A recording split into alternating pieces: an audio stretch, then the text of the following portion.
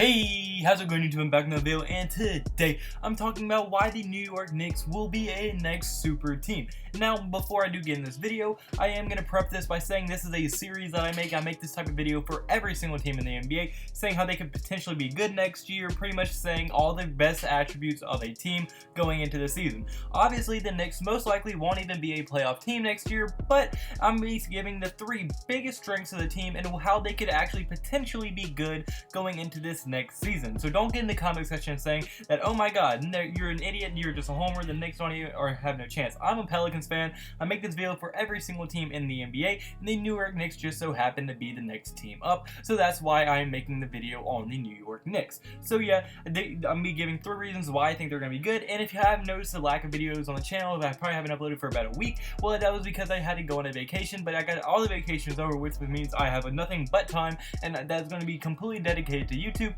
and I will not miss another day for the rest of the summer and probably at least for a while into the school year as well. So trust me, these videos are going to be coming out way more consistently than they used to be. I hate not uploading for you guys. I really just hate it. So yeah, I'm going to be cranking out these videos for y'all on the daily and keep on going. As long as y'all showing support, I'm going to support y'all as well and make these videos. So without further ado, without running on too much, let's get right into this video.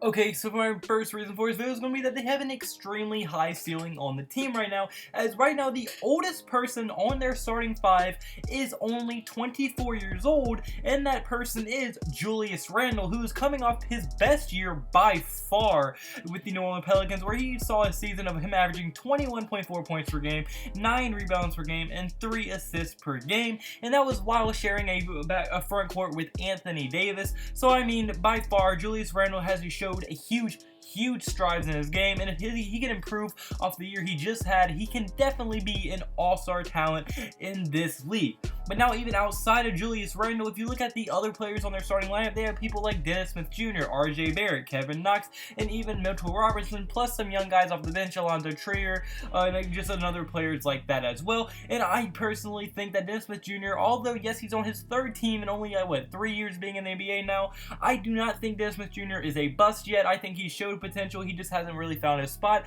and if he can find a spot in the Knicks and develop with RJ Barrett, I think them two could definitely be very good in the future. Obviously, we don't know what RJ Barrett's going to be yet, but he has a very high ceiling right now, and everybody's expecting a lot from him, and he had a good summer league. Kevin Knox, he had kind of a disappointing rookie year, but also not, and if he can improve off of that, that would be great, and he would definitely be on track to be as good as people see him in. And then Mitchell Robinson, he had a pretty good rookie year, probably the best rookie for the New York Knicks last year. He's a very good defender, very good rebounder. If he can just work on his offensive game just a little bit, he will be a very good player. So with how young this team is, if they are all able to develop how they should and really get together, they should really develop together, build chemistry, and be one of the best teams in the future just because of how absolutely young they are and how high of a ceiling that they have to go.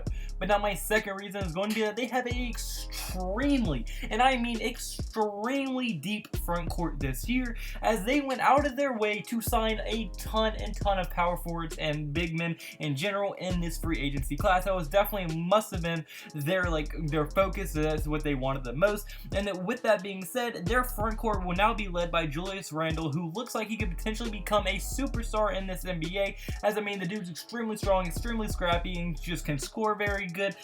He can rebound very strongly, plays good defense, and he's just so strong. He's hard to back down. He can grab his own boards after a miss. He's very good at offensive rebounding. So yeah, I cannot see being bad at all. And he's going to be complemented by guys like Mitchell Robinson, Taj Gibson, Bobby Portis, and Marcus Morris. And I mean, they potentially could have one of the better front courts in the entire NBA. Taj Gibson's a very good veteran to have on your team. Bobby Portis, I think, is one of the more underrated young players in the NBA. Yes, he's shown flashes of having an attitude problem, but I do think Bobby Portis is a very good player in the NBA, and he is someone to look out for to be getting a few minutes with the New York Knicks. And then Mitchell Robinson, obviously, probably the most intriguing aspect on this entire thing, because you know what Julius Randle is, you know he's going to be good, you know he's going to be solid, you know Taj Gibson, he's a veteran, Bobby Portis, he's been developing, he's underrated, he's probably going to get some more recognition, but Mitchell Robinson, we really don't know what to really expect. Because if he can improve offensively while staying the same defensively,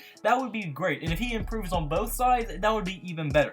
But mainly he needs to work on his offense. I think he only averaged, 5-6 points per game last year, so I mean, definitely needs to improve that if he wants to become a starting center. But I mean, with with how good he is, and he was only a rookie, how good of a shot blocker and rebounder the dude was, I would not be surprised at all if he does become a 10 to 11 point per game scorer and just keeps improving every single season, as I heard that he is an extremely big gym rat, and I would not be surprised if we do see him come out averaging a 12 point per game and be one of those double-double type centers.